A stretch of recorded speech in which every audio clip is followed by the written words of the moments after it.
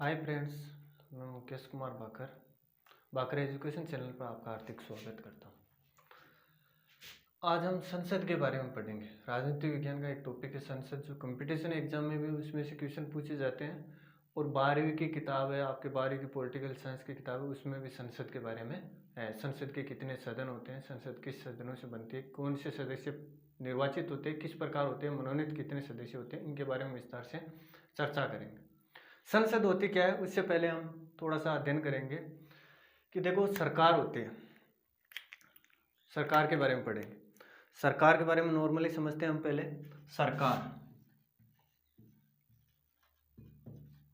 सरकार दो तरह की होती है। सरकार कितनी तरह की होती है? दो तरह की। एक तो केंद्र सरकार और एक राज्य सरकार। केंद्र सरकार को हम संघ सरकार के नाम से जानते हैं, संघ सरकार। दूसरी होती है राज्य सरकार।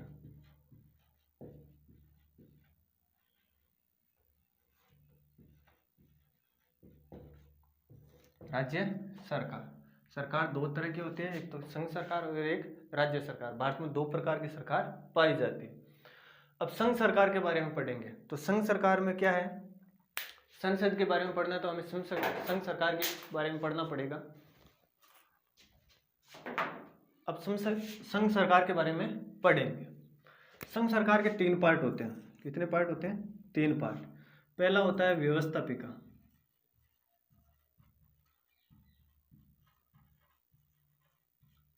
दूसरा होता है कार्यपालिका,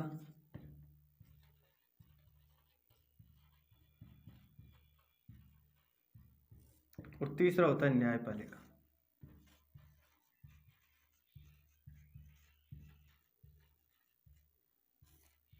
न्यायपालिका। संघ सरकार का उल्लेख भाग 5, संघ सरकार का उल्लेख इसमें किया गया है।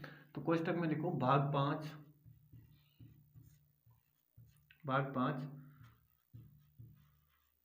अनुच्छेद 52 से लेकर 151 तक।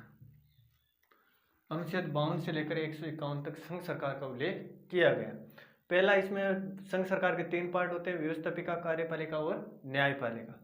अब कार्यपालिका के बारे में देखो। कार्यपालिका का अनुच्छेद 52 से लेकर 78 अनुच्छेद तक तो क्या है? कार्यपालिका। 79 से लेकर 123 यानी 123 तक, 79 से लेकर 123 तक किसका उल्लेख किया गया है? व्यवस्थापिका का उल्लेख किया गया। फिर आता है न्यायपालिका। न्यायपालिका 123 तक यह है, तो 123 से लेकर 151 तक, यानी 52 से लेकर 151 तक लिखा है, तो 52 से लेकर 151 तक इन तीनों का क्या किया गया? उल्लेख किया गया। अब कार्यपालिका, व्यवस्थापिका और न्यायपालिका, ये तीन केंद्र सरकार के क्या होते हैं? पार्ट होते हैं। अब इसमें से हम किसके बारे में पढ़ेंगे? व्यवस्थापिका के बारे में पढ़ेंगे। यानी व्यवस्थापिका को भारत में क्या कहा जाता है? संसद कहा जाता है। उसके बारे में विस्तार से अध्ययन करेंगे। चलो इसको साफ करते हैं।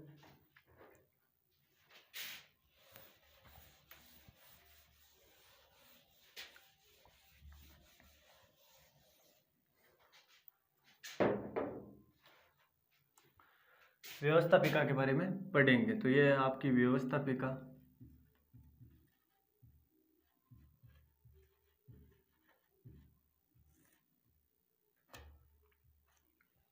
व्यवस्थापिका, व्यवस्थापिका को भारत में क्या कहा जाता है? संसद कहा जाता है। व्यवस्थापिका को भारत में संसद कहा जाता है। जैसे ब्रिटेन में इसको पार्लियामेंट कहते हैं, अमेरिका में इसको क्या कहा जाता है? कांग्रेस कहा जाता है, अफगानिस्तान में इसको सूरा कहा जाता है, यानी अलग अलग नामों से जाना जाता है। उसी प्रकार भारत में व्यवस्थापिका को क्या कहा जाता है? संसद कहा जाता है। अब संसद के तीन पार्ट होते हैं। संसद के तीन पार्ट कौन कौन से होते हैं? देखो, दो तो सदन होते हैं और तीसरा कौन होता है? राष्ट्रपति होता है। दो सदन, प्रथम सदन लोकसभा,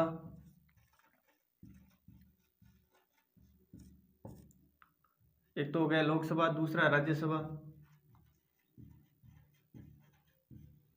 और तीसरा होता है राष्ट्रपति।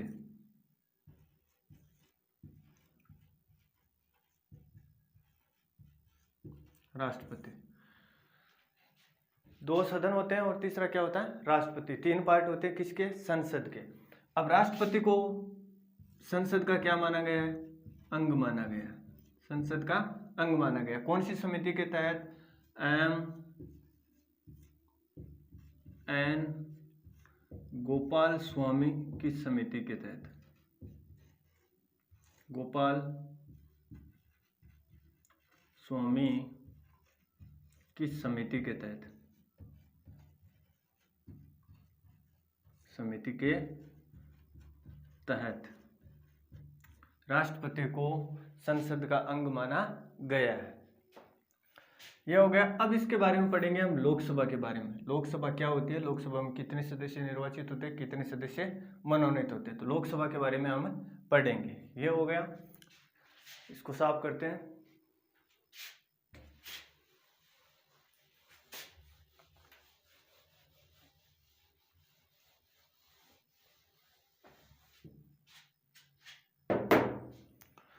आपकी नई हेडिंग डालते हैं लोकसभा।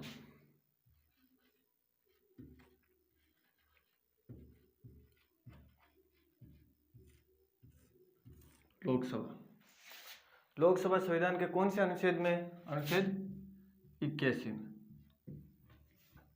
कौन से अनुच्छेद में? अनुच्छेद 81 में लोकसभा के बारे में पढ़ेंगे।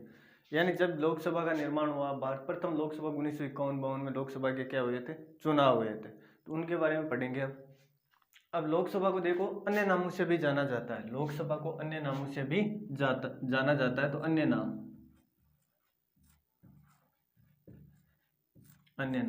पहला इसका लोकसभा निम्न सदन के नाम से जाना जाता है, तो निम्न सदन।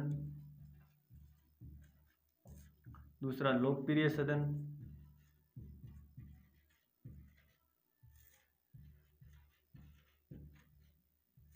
लोकप्रिय सदन क्योंकि जनता इसमें प्रत्यक्ष रूप से चुनाव में भाग लेती है, तो क्या हो गया? लोकप्रिय सदन। फिर ये प्रथम सदन।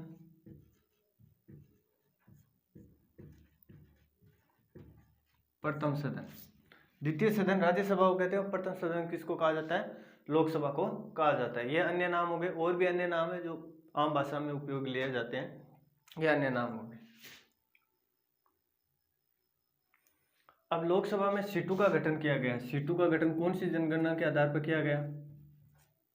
सीटों का गठन यानी लोकसभा कितनी सीट है वो 1971 की जनगणना के आधार पर, 1971 की जनगणना के आधार पर, जनगणना के आधार पर। और आपको जानकारी के लिए बता दूं, ये 2026 तक यानी 2026 तक लोकसभा की इतनी सीटें रहेगी। जो अभी वर्तमान में कुल सीटें हैं वही लोकसभा की 2026 तक की जनगणना के अनुसार 21 की जनगणना होगी, वो 2026 तक रहेगी। 2026 के बाद में लोकसभा की सीटों को क्या कर दिया जाएगा? बढ़ा दिया जाएगा।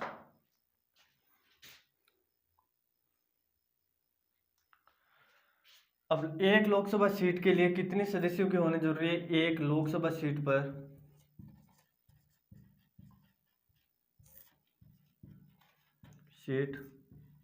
5 लाख की जनसंख्या, 5 लाख की जनसंख्या यानी जहां 5 लाख जनसंख्या वहां लोकसभा की क्या होगी? एक सीट होगी। यह हो गया। उसके बाद में कुल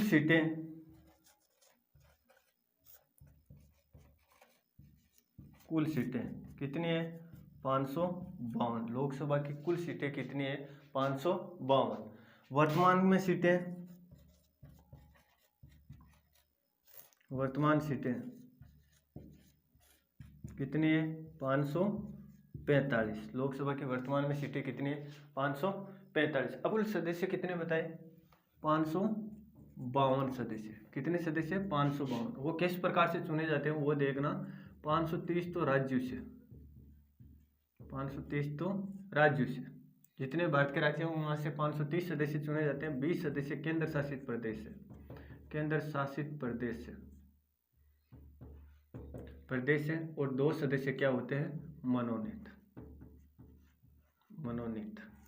इस प्रकार से 552 सदस्य रखे गए। लेकिन वर्तमान में सीटें कितनी है? 545। कितनी है? 545। तो राज्यों से तो चुने जाते हैं 530 और केंद्र शासित प्रदेश से जो 20 सदस्य चुने जाने थे, यानी जहां 5 लाख की जनसंख्या होनी जरूरी है लोकसभा की एक सीट के लिए और 20 सदस्य चुने जाने थे। लेकिन 1971 में 2 ही केंद्र शासित प्रदेश ऐसे थे जिनमें 5 लाख से ऊपर की जनसंख्या थी, दिल्ली और पांडिचेरी। इसके कारण 2 में से कितने सदस्य चुने गए? 13 सदस्य चुने गए, यानी एक सदस्य के लिए 5 लाख जनसंख्या होनी चाहिए, तो 13 के अनुपात में वह संख्या थी, और जितने भी केंद्र शासित प्रदेश थे उनमें 5 लाख की जनसंख्या नहीं थी। उसके बाद 2 सदस्य क्या हो रहे हैं, मनोनीत हो रहे हैं, ठीक है। और मनोनीत सदस्य, और ये कितने हो गए कुल, 530 प्लस 13 प्लस 2 यानी 545 सदस्य, कुल सदस्य कितने हो गए, 545 सदस्य। और वर्तमान में कितने चुने जा रहे हैं, 545, और कुल सदस्य 552 थे। अब देखो जो 7 सदस्य कम चुने जा रहे हैं वो कहाँ से चुने जा रहे हैं, वो इस प्रकार है। केंद्र शासित प्रदेश जम्मू और कश्मीर भारत के क्या है, केंद्र शासित प्रदेश, उसका कुछ हिस्सा अभी भी वर्तमान में कुछ हिस्सा कहाँ है, पाक अधिकृत कश्मीर पीओके के क्षेत्र के उस तरफ में, यानी पाक के अधीन। इसके कारण 7 सीटें यहाँ की क्या रखी गई है, रिजर्व रखी गई। यदि वो 7 सीट, जब ये क्षेत्र हमें मिल जाएगा तो ये 7 सीट और जुड़ जाएगी, तो कितने हो गए, 552 हो जाएंगे। ये तो होगा आपके लोकसभा के सीटों के बारे में। किसके बारे में, सीटों के बारे में। अब लोकसभा के सदस्यों को आरक्षण भी दिया गया है, लोकसभा के सदस्यों को क्या दिया गया है, आरक्षण दिया गया। तो आरक्षण के बारे में देखो, आरक्षण के बारे में कौन सा भाग है, भाग 16, भाग 16 संविधान का भाग 16 में क्या दिया गया, आरक्षण, आरक्षण दिया गया। अनुच्छेद 330 से लेकर अनुच्छेद 342 तक आरक्षण की व्यवस्था की गई। अब अनुच्छेद 330 में क्या कहा गया है, अनुच्छेद 330 के तहत जो एससी और एसटी, एससी व एसटी जो क्षेत्र है उनको क्या दिया जाएगा, आरक्षण दिया जाएगा, सीटें आरक्षित रखी जाएगी। अब कितनी कितनी सीटें हैं वो आगे बताऊंगा। और 331 के तहत देखो अंग्ल भारतीय समुदाय को क्या दिया गया है, अंग्ल भारतीय समुदाय, भारतीय समुदाय को क्या दिया गया है, 2 सीट आरक्षित रखी गई है, आरक्षित रखी गई है। यानी 330 के तहत संविधान के भाग 16 में आरक्षण से संबंधित है। आरक्षण में अनुच्छेद 330 से 342 है। उनमें 330 में यह कहा गया है कि लोकसभा में एससी और एसटी के लिए कुल कुछ सीटें क्या रखी गई है, आरक्षित रखी गई। कितनी कितनी आगे बताऊंगा। देखो 331 में अंग्ल भारतीय समुदाय के लिए आरक्षित रखी गई। अब अंग्ल भारतीय समुदाय आरक्षित एससी के लिए 84 सीट। सामान्य की देखो लोकसभा में कितनी होती है, सामान्य के लिए 412 सीट, सामान्य के लिए कितनी सीटें, 412। उसके बाद में एससी के लिए 84 सीट, एसटी के लिए 47 सीट, और ये 331 के तहत अंग्ल भारतीय समुदाय के लिए 2 सीट, अंग्ल भारतीय समुदाय के लिए, अंग्ल भारतीयों के लिए कितनी सीट रिजर्व रखी गई है, 2 सीट। कुल सीटें कितनी हो गई, 545 सीट। यानी वर्तमान में जो 545 सदस्य चुने जाते हैं वो इस प्रकार 2 सदस्य तो अंग्ल भारतीय मनोनीत होने चाहिए। क्यों, क्योंकि उनकी 5 लाख से कम जनसंख्या, इसके कारण वो निर्वाचित नहीं हो सकते। और एससी एसटी के क्षेत्र में क्या होता है, ये तो मनोनीत है लेकिन ये क्या कहलाता है, आरक्षण ही कहलाता है। मनोनीत सीट आरक्षित सीट ही कहलाती। उसके बाद में एसटी की 47 सीट और एससी की कितनी होगी, 84 सीट, और सामान्य के लिए 412 सीट, कुल सीट 545। ये लोकसभा के बारे में। अब लोकसभा के बारे में पढ़ रहे हैं तो लोकसभा सदस्यों का कार्यकाल पढ़ेंगे। अनुच्छेद कौन से में है, 83 में। अनुच्छेद 83 में लोकसभा का कार्यकाल दिया गया है। देखो लोकसभा शुरू होती है, संसद के बारे में पढ़ेंगे तो संसद 79 में शुरू होती है, अनुच्छेद 79 में। फिर 80 में आती है राज्यसभा, 81 में आ गया लोकसभा। उसके बाद में 82 को छोड़कर 83 में क्या आ गया, कार्यकाल। 84 में आ गई उसकी योग्यता है। फिर शपथ कितने में आ गई, 99 में, गणपूर्ति और कोरम 100 में, और लोकसभा अध्यक्ष और उपाध्यक्ष के बारे में बताया गया अनुच्छेद 93 में। ये आपको मुख्य रूप से याद करना है, कंपटीशन एग्जाम के लिए भी मुख्य मोस्ट है ये, और 12th के एग्जाम और 10th के एग्जाम के लिए भी क्या है, मोस्ट है। अब कार्यकाल के बारे में बात करें तो लोकसभा का कार्यकाल कितना होता है, 5 वर्ष होता है।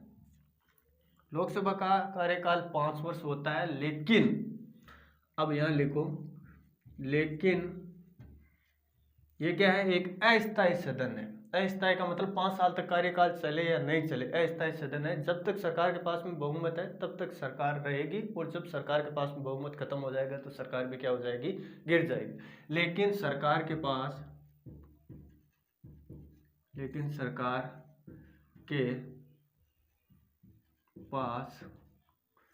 बहुमत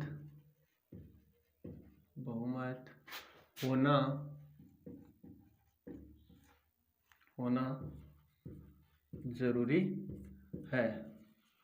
अब बहुमत किसे कहते हैं? बहुमत 50 प्लस 1 वोट, यानी आधे से 1 वोट अधिक है उसके पास क्या है, उस पार्टी के पास में बहुमत है, वो चाहे गठबंधन से हो या एक ही पार्टी की हो। तो कार्यकाल तो 5 वर्ष का होता है, लेकिन जब सरकार के पास बहुमत होता है ना, तब 5 वर्ष तक चलती है सरकार। जब बहुमत ही नहीं होता तो सरकार क्या हो जाती है, गिर जाती है। उसके बाद में योग्यता आती है, तो लोकसभा सदस्यों की योग्यताएं। योग्यताओं में देखो, पहली योग्यता है तो वह भारत का नागरिक हो।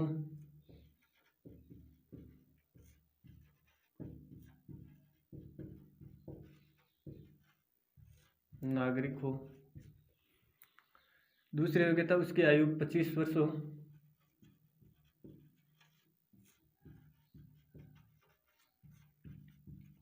वर्ष हो। नंबर 3, वह लाभकारी पद पर न हो।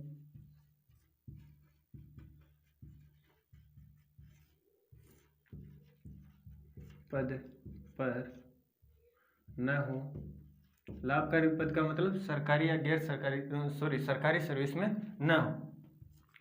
उसके बाद पागल व दिवालिया घोषित न हो। पागल व दिवालिया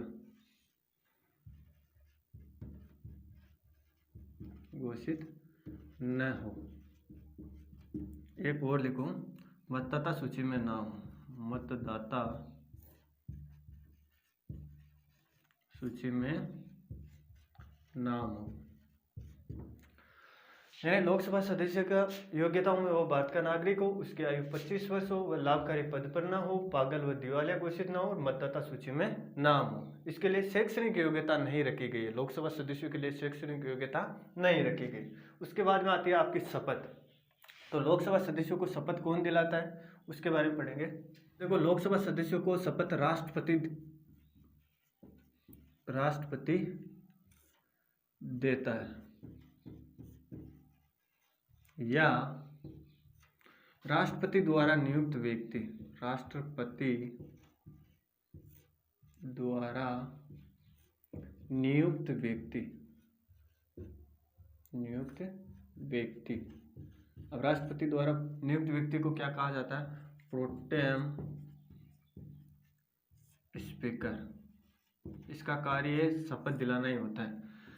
या तो राष्ट्रपति देता है शपथ लोकसभा सदस्यों को, या राष्ट्रपति के द्वारा कोई नियुक्त व्यक्ति, जिसको हम क्या कहते हैं, प्रोटेम स्पीकर कहा जाता है। इसका कार्य यही होता है, शपथ दिलाना, और अपना कार्य खत्म हो जाता है। उसके बाद में गणपूर्ति और कोरम अनुच्छेद 100 में है। गणपूर्ति और कोरम क्या होता है, देखो, सदन की कार्यवाही को चलाने के लिए, सदन की कार्यवाही को चलाने के लिए सदन में 1/10 सदस्य, कितने, 1/10 सदस्य उपस्थित होना जरूरी है। यानी 1/10 सदस्य सदन में उपस्थित होना जरूरी है। यदि किसी बिल के ऊपर चर्चा करनी है या कोई नया कानून बनाना है, तो उसमें सदन में कितने सदस्य होने जरूरी है, 1/10 सदस्य होना जरूरी है। अन्यथा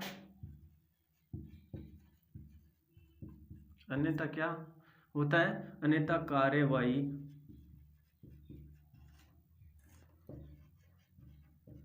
अगले दिन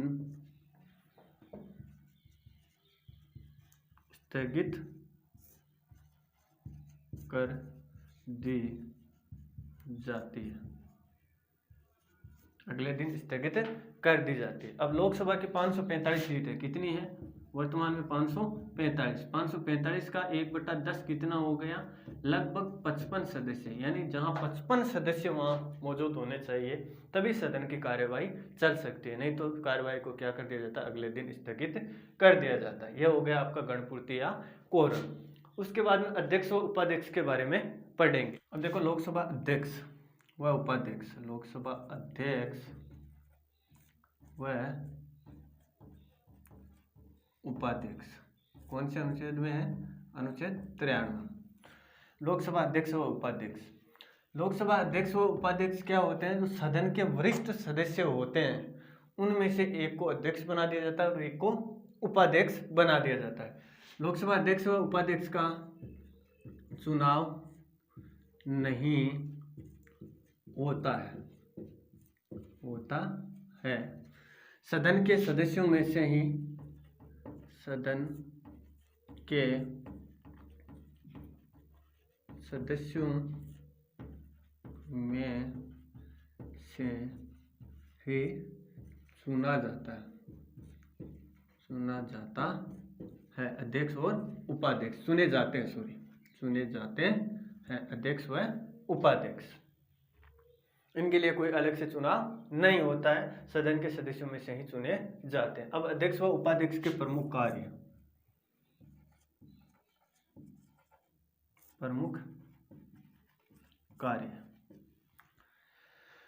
अध्यक्ष व उपाध्यक्ष के प्रमुख कार्य। सदन में पहला कार्य इनका होता है सदन में शांति व्यवस्था बनाए रखना।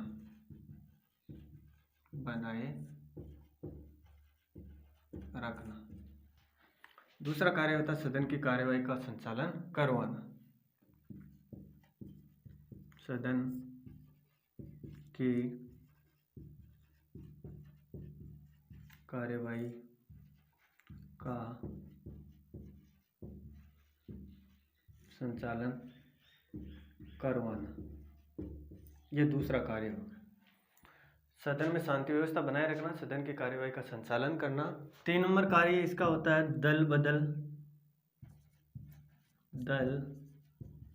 बदल के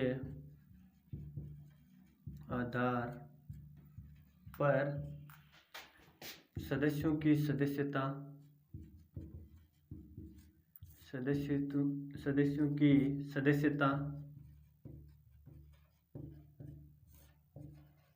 का निर्धारण करना।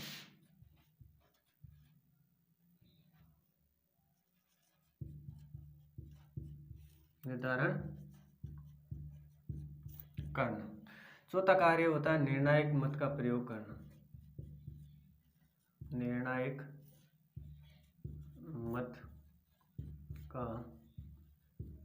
प्रयोग करना। निर्णायक मत का प्रयोग करना यदि सदन में किसी बिल के ऊपर बहस हो रही है और बहस में क्या होती है? वोटिंग होती है। वोटिंग होते समय यदि दोनों में बराबर आ जाए, यानी 50% वोट ही इस पक्ष की तरफ, ए पक्ष की तरफ, और 50% वोट ही बी पक्ष की तरफ मिले, तो जो लोकसभा का अध्यक्ष या उपाध्यक्ष होता है वो क्या करता है? निर्णायक मत का प्रयोग करता है। जिस साइड में वो वोट देगा वो बिल उसी साइड में जाएगा। यदि पक्ष की तरफ से दे रहा है तो वो बिल पारित हो जाएगा और विपक्ष की तरफ दे रहा है तो बिल अपारित हो जाएगा, यानी पारित नहीं होगा। यह हो गया लोकसभा अध्यक्ष के प्रमुख कार्य। अब लोकसभा अध्यक्ष का चुनाव तो पड़ लिया, तो लोकसभा अध्यक्ष और उपाध्यक्ष का त्यागपत्र के बारे में। त्यागपत्र देखो, लोकसभा अध्यक्ष और उपाध्यक्ष त्यागपत्र